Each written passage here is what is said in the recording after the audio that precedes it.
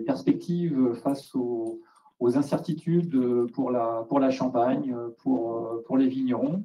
Alors, cette logique d'incertitude, elle n'est pas nouvelle, hein.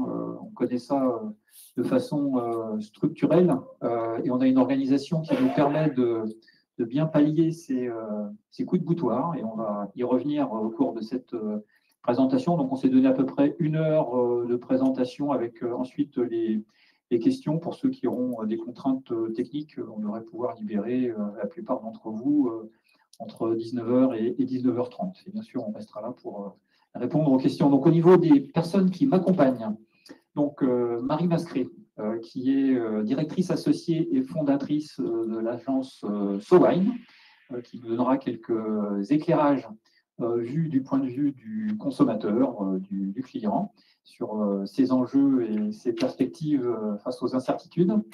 On a ensuite à ma gauche Olivier Josselin, qui est responsable, je le dis parce que c'est très précis, des références économiques et des filières chez FDSEA Conseil. Donc, ces 2 premières interventions seront faites avec un support, quelques slides, parce que il nous était apparu important d'avoir des éléments chiffrés, quantifiés, mais d'avoir un mode assez ouvert dans les échanges. Donc, à partir de cette deuxième présentation, on se regroupera en format arc de cercle pour être sur un format encore plus interactif. Et ça permettra en particulier à Vincent Jordan d'intervenir, donc avec plusieurs casquettes, la casquette de viticulteur. Tu t'exprimeras au nom de cette grande famille de 15 000 viticultrices et viticulteurs, mais tu es également président d'une coopérative de Cerbier, et puis président alors je relis parce que ça change depuis quelques années, la section Champagne coopérative agricole Nord-Est, FEDECOP, voilà, pour aller au plus court. Et puis David Ménival, qui représente à la fois un établissement bancaire, le Crédit Agricole, et surtout direction filière Champagne, avec beaucoup d'analyses qui seront portées à nos échanges. Donc, quelques mots sur le contexte. Je vais aller très très vite. Pourquoi on a pourquoi FDSEA Conseil a décidé de bâtir cette table ronde? C'est que 2024 a été une année extrêmement difficile, complexe, voire horrible pour certains. Et on peut balayer ces difficultés au travers des 3 piliers de la durabilité. C'était très difficile techniquement, les aléas climatiques et parasitaires, grêle, gel, mildiou et autres aléas auxquels on est habitué, qui nous ramènent à une préoccupation première, qui est celle de produire des raisins. Et c'est franchement quelque chose qui est sous tension. On a eu 2021 et qui l'est de plus en plus à répétition. Donc, on a un atterrissage qui reste, on va dire, intéressant, aux alentours de 8500 km² sur l'ensemble de la Champagne, avec des très grandes hétérogénéités, donc une très grosse tension technique et environnementale, parce que nos pratiques aujourd'hui ne sont pas que des pratiques destinées à la production, mais des pratiques destinées à la production en prenant en compte tous les critères de l'environnement. Sous tension économique, un environnement mondial et français avec une croissance atone en 2024 et des projections perspectives 25 qui ne sont pas plus engageantes. J'ai mon voisin de droite qui hoche la tête, il doit en parler tous les jours, qui se traduit par beaucoup de resserrements sur les crédits, les conditions d'octroi d'emprunt, etc. Et pour la Champagne, ça s'est matérialisé par un ralentissement des expéditions de Champagne. Alors, on peut le présenter comme étant une chute de moins 10%, puisque on ne connaît pas les chiffres d'atterrissage. Ils seront communiqués à l'occasion des Saint-Vincent, et en particulier celle de l'Archiconfrérie, à laquelle on vous invite à participer à Épernay le 18 janvier. C'est là où traditionnellement on communique les chiffres. Et voilà, on doit être aux alentours de 270-275 millions de bouteilles. C'est un secret de polichinelle qu'on soit sur ces niveau-là, même si on a quelques échos plutôt positifs et encourageants sur décembre, où il y a eu parfois un petit rebond, mais on ne récupérera pas 30 millions de bouteilles, ça c'est sûr. Même si en valeur, la croissance a été modérée, on a encore entre 1,5 et 2% de valeur sur les ventes de champagne. Bon, pour le chiffre, il va se dégrader, mais on était sur un point très haut, donc ça reste quand même quelque chose d'intéressant et d'acceptable, mais là aussi qui couvre beaucoup d'hétérogénéité. Encore une fois, pour expédier des bouteilles, il faut les produire. Et enfin, des contraintes sur le plan social, et là, sont trop développées. On sait qu'aujourd'hui, on est sur contraintes structurelles dans un métier très employeur de main-d'œuvre. Et donc, c'est ces quadratures du cercle qu'il nous faut résoudre, parce que la durabilité est au centre de ces trois piliers. Et pour commencer donc, notre présentation, je voudrais simplement dire de quelle façon on a construit nos interventions. On va essayer de sortir du très court terme, parce que le très court terme nous fait remonter beaucoup d'émotions, beaucoup de pessimisme. Alors, il faut savoir les lâcher, les émotions, elles existent, hein, mais il faut aussi pouvoir s'inscrire dans une gestion plus structurelle. Donc, on va essayer de donner un peu de perspective moyen et long terme. On aura quelques éléments chiffrés, je l'ai dit, des avis, des recommandations d'experts, et puis on essaiera de répondre à vos questions dans la salle et en ligne. Et Marie, je te donne la parole pour que tu nous dises comment on se situe dans cette perspective d'incertitude du point de vue de ce que nous disent les clients, les consommateurs.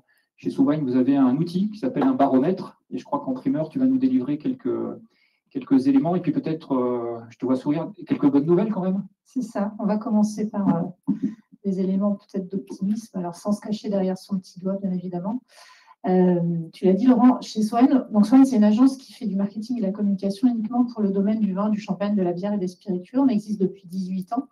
Et depuis 15 ans, on édite chaque année un baromètre qui s'appelle le baromètre Swan Data, qui est la première étude sur les attentes des consommateurs français de vin, de champagne, de bière et de spiritueux. Donc on leur pose plein de questions. Comme c'est un baromètre, il y a une grosse majorité des questions qui sont les mêmes d'une année sur l'autre. Il y a évidemment des questions qui disparaissent, puis d'autres qui apparaissent, parce que les choses évoluent.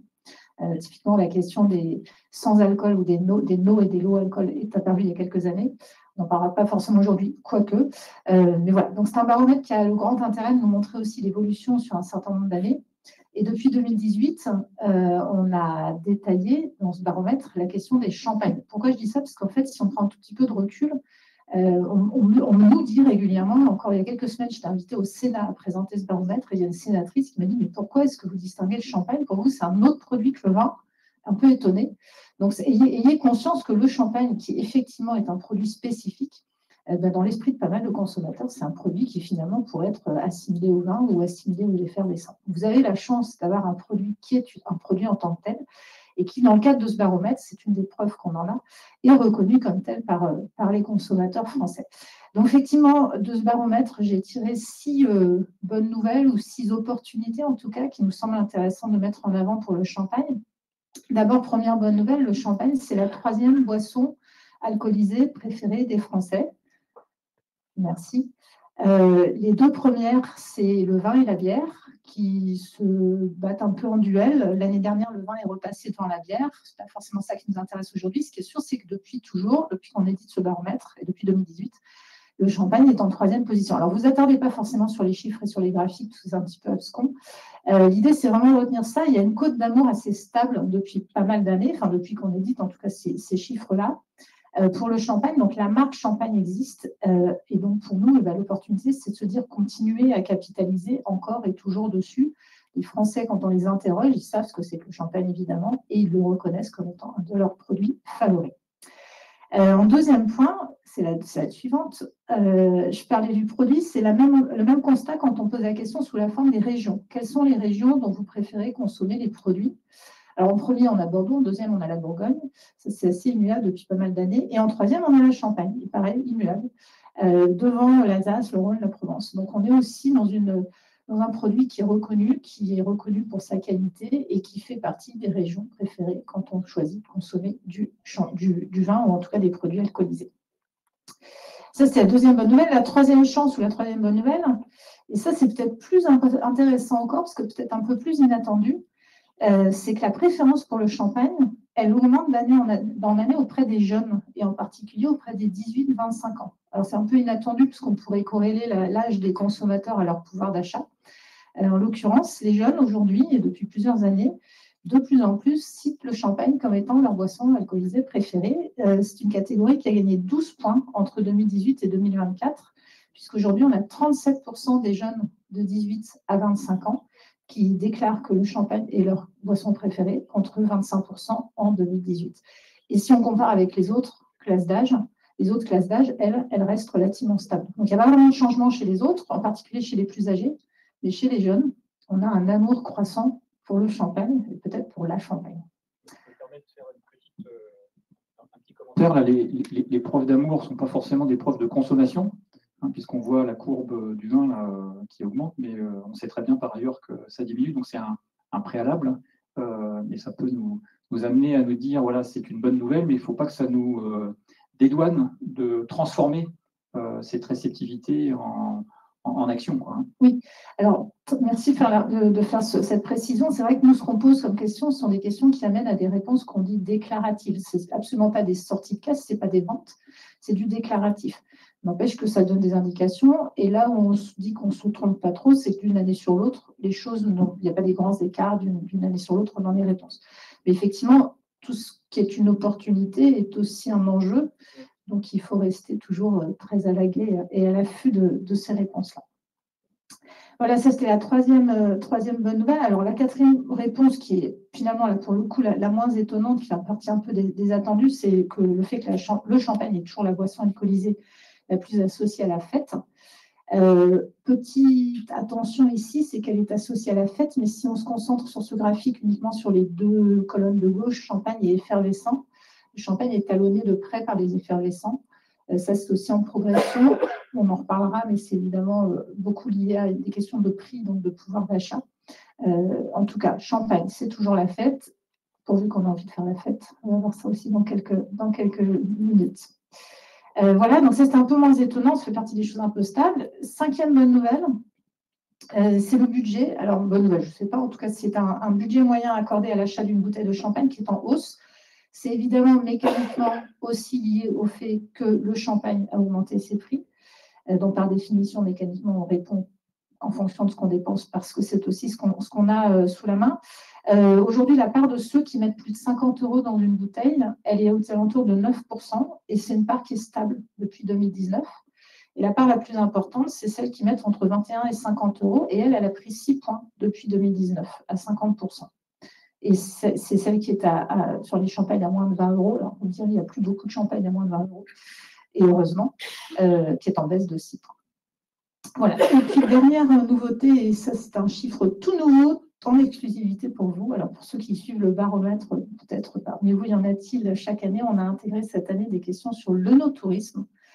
C'est une nouveauté, puisque c'est un sujet qui intéresse toutes les régions françaises.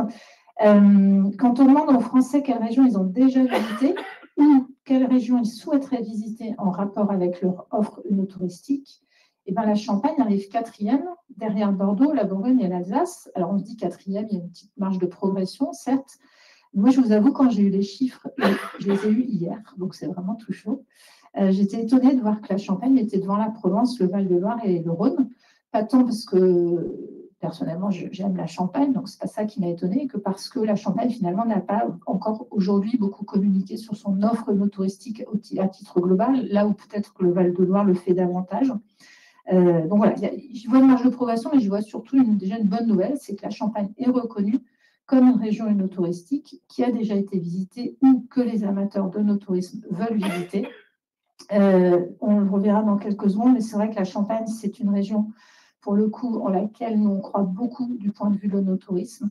C'est une région qui est accessible en termes de distance par rapport à des grandes villes et à des grandes capitales. Elle est sur la route de publics qui sont cibles, qui sont des publics avec un fort pouvoir d'achat. Elle répond à une demande de consommateurs, en particulier en termes de visites personnalisées, de sur-mesure, d'exclusivité, de qualité.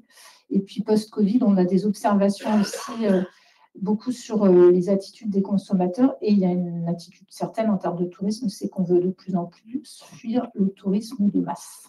Et Marie, on peut dire qu'on est content de la découvrir qu'on talonne l'Alsace, qui était souvent présentée en Champagne quand on parlait de tourisme. Il y a une dizaine d'années, on parlait de l'Alsace comme étant le modèle, la référence de l'accueil en matière de tourisme. On voit qu'on s'en rapproche. Et puis, j'en profite pour dire également que c'est les 10 ans qu'on va fêter cette année du classement au patrimoine mondial, comme les 100 ans de l'avenue de Champagne, qui sont des éléments qui concourent à cette structuration de tourisme. C'est pour essayer de reprendre un peu ton souffle. Hein. C'est gentil.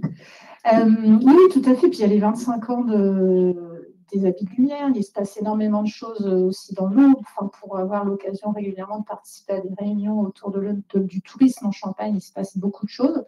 On sait que ce sont des sujets complexes, parce que ce sont des sujets qui intègrent beaucoup de sujets, le dernier kilomètre, le logement, l'hôtellerie, la restauration, la qualité de l'accueil, l'ouverture des caves le week-end, etc. Ce sont des sujets que vous connaissez bien mieux que moi, mais qui en tout cas voilà, sont des sujets sur lesquels, de notre point de vue, il est intéressant de continuer à avancer, parce qu'on a déjà une opportunité ici, qui est que la Champagne est déjà un peu reconnue. Et du coup, ça me permet de rebondir sur une question face aux incertitudes, aux arbitrages économiques, hein, on va en parler dans quelques instants.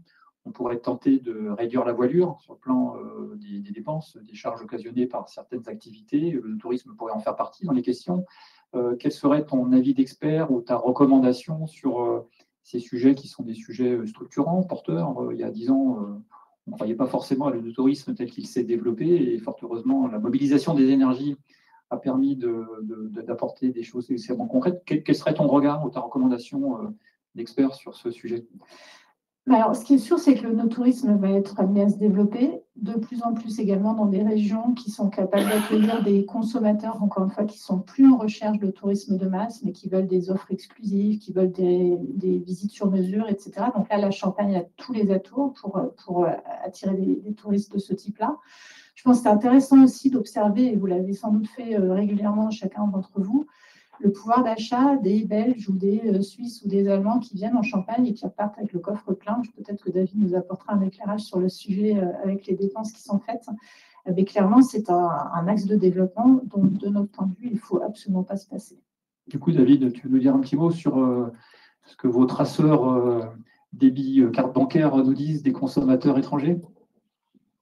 Oui, alors un petit mot, juste parce que nous avons effectué une étude assez récente, hein, donc, sur les chiffres pour 2023, donc, où on s'est posé des questions très simples. Ils viennent, mais est-ce qu'ils dépensent? Ça peut paraître étrange, mais parfois ils font passer. Et, si on reprend l'Alsace, tu vois, je vais me permettre, hein, si on reprend l'Alsace, c'est le grand malheur des Alsaciens, c'est qu'ils attirent beaucoup de monde, mais beaucoup passent sans consommer. Donc, la question qui se pose, et moi je rejoins ce que tu viens de dire, Marine, c'est qu'il vaut mieux qu'ils viennent chez nous et qu'ils s'arrêtent un petit peu, ça c'est une bonne chose. En l'occurrence, c'est ce qui se passe déjà. On a estimé, donc évidemment, études agricole, à 34 millions directement dépensés auprès des vendeurs de bouteilles par les zonotouristes. Donc, 34 millions, c'est 15 millions par les Français, 19 millions par les étrangers. Donc, ça, c'est pour 2023. Et on sait aussi que dans cette répartition, à l'intérieur des étrangers, on retrouve 8 des 10 marchés export Champagne. Ça veut dire qu'à l'heure actuelle, on sait que grâce à ce qu'il se passe aussi bien à l'international que sur le marché français, il y a un lien évident entre le tourisme et export. Donc, c'est pour ça que nous aussi, on milite fortement pour que le tourisme se développe en Champagne, parce que ça permet à la fois de maintenir un très beau marché domestique et à la fois d'assurer une position intéressante à l'export. Donc là, on vient de parler des bonnes nouvelles. On a fait un petit focus sur le tourisme. On pourra y revenir s'il y a des questions dans la salle ou en chat. Il y a également peut-être des nouvelles tendances que tu arrives à détecter via le baromètre qui peuvent nous amener à réfléchir sur de nouvelles opportunités qu'on n'a peut-être pas forcément en tête ou qui sont encore balbutiantes. Oui, alors en parallèle du baromètre, on a un autre outil qui nous dit l'analyse des tendances. Ce n'est pas un outil d'analyse des tendances dans les vins et spiritueux, c'est un outil d'analyse des tendances sociétales. Qu'est-ce qui, aujourd'hui, demain, sont des modes, des tendances? Quels sont les micro-faits qui nous disent ce que demain la société va vouloir aimer, ce que le consommateur va vouloir demander? Et là, j'ai identifié 3 tendances, parmi toutes celles qu'on a, nous, dans nos données, qui sont 3 tendances qui me semblent peut-être pouvoir planter la graine de réflexion en Champagne sur des choses qui sont aujourd'hui, encore une fois, des tendances sociétales, des attentes de consommateurs, pour lesquelles la Champagne a des réponses, clairement, et des opportunités, des choses à offrir. La première de ces 3 tendances, c'est les nouveaux luxes. Qu'est-ce que c'est les nouveaux luxes? Alors, ce sont des choses qui étaient déjà émergentes pré-Covid, mais qui se sont encore plus développées post-Covid. Les nouveaux luxes, c'est le calme, c'est le silence, c'est l'espace, c'est la découverte hors des sentiers battus. C'est le fait d'être dans des environnements avec moins de monde. C'est certes quelque chose qui s'adresse peut-être plus ou qui concerne peut-être plus certaines catégories de consommateurs un peu plus premium, mais j'ai envie de dire tant mieux. C'est ça aussi le positionnement de la Champagne. C'est une catégorie de consommateurs qui cherche à concilier, à conjuguer découverte, aventure, bien-être et confort. Et là, il y a clairement une carte à jouer en Champagne, à condition évidemment de proposer des offres no touristiques du même niveau de qualité que les produits que vous produisez et que ce que la Champagne renvoie comme image. Donc ça, c'est un premier point qui me semble intéressant de souligner. La deuxième grande tendance qu'on a identifiée et qui me semble avoir une vraie force en Champagne, c'est la dimension d'authenticité.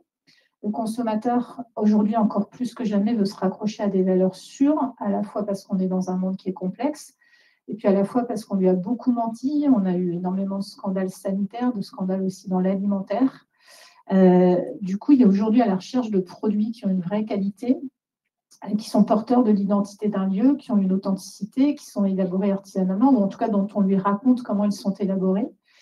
Il est aussi assez preneur de connaître le savoir-faire, d'avoir une relation directe avec les producteurs.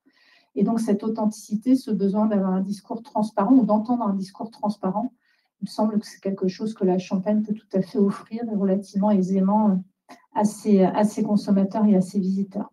Et puis, la troisième grande tendance, celle-là, si vous la connaissez par cœur, c'est la durabilité. C'est évidemment le respect de l'environnement. La durabilité, je crois que c'est un des leitmotifs en Champagne depuis un certain nombre d'années. C'est réellement un critère de choix. En fait, on en parle beaucoup, mais c'est réellement un critère de choix pour les consommateurs aujourd'hui. On a 93% des consommateurs qui souhaitent adopter un mode de vie plus durable, selon une étude Kantar 2024. Et les recherches en ligne pour des vacances éco-nature ont augmenté de plus de 250%, selon un sondage des hôtels Accor en 2024.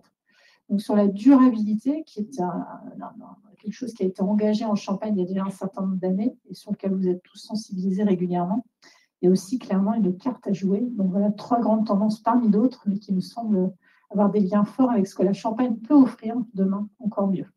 Merci Marie. Tu auras l'occasion de redévelopper ces éléments dans d'autres lieux. On avait convenu ensemble aujourd'hui que tu mettais quelques focus. Moi, ce que je retiens de ce que nous dit Marie, c'est qu'il y a dans la morosité et le pessimisme ambiant des lumières, il y a de la perspective positive et c'est important, sans être naïf, de s'ancrer sur ces pivots. Tu as beaucoup parlé Champagne. Moi, je vais me permettre de parler vigneron parce que les 3 éléments que tu viens d'évoquer, je pense que le vignoble, en tant qu'incarnation vivante et réelle et concrète par rapport à de l'authenticité, du direct, le monde du vignoble doit et peut s'emparer de ces nouvelles tendances parce que, encore une fois, si on doit beaucoup et malgré mon parcours très vignoble, je répète inlassablement qu'on doit beaucoup la construction et la création de valeur aux grandes marques et aux négoces, et on y tiendra encore dans les années qui viennent. On a possibilité aujourd'hui d'augmenter, d'élargir cette construction de valeur, et on a des forces vives. Donc, il faut que les entreprises ou vignobles s'emparent de ces opportunités-là et que les organisations puissent les accompagner en synergie, en interaction, même si, et je vais rebondir sur le dernier engagement, la durabilité, on pense à la gestion plus environnementalement correcte et préservant la nature du vignoble. On sait que c'est un chemin extrêmement difficile, notamment au travers du bio. On peut avoir parfois des situations qui sont extrêmement difficiles à vivre parce que c'est une conversion, une adaptation qui, quand il y a de la chaleur et de l'humidité, peut se traduire par des pertes de récolte parfois extrêmement fortes. Voilà. Donc, merci. Tu voulais peut-être rebondir sur ce sujet? Oui, juste sur la durabilité, en fait, dans l'esprit du consommateur, ça ne se limite pas uniquement à un produit qui soit AB, en fait, qui soit bio. C'est-à-dire que venir en monotourisme dans un endroit où on sent qu'il y a un compost, qu'il y a des détails, mais qu'il y a vraiment une démarche de durabilité qui est engagée, ça joue aussi. Très bien. Merci de rebondir sur cet élargissement et ce côté positif. Après, ces éléments positifs et le rêve qui l'accompagne, et pour avancer dans la vie, il faut savoir rêver. On va revenir à du très concret, Olivier. On va remettre du chiffre sur notre situation avec donc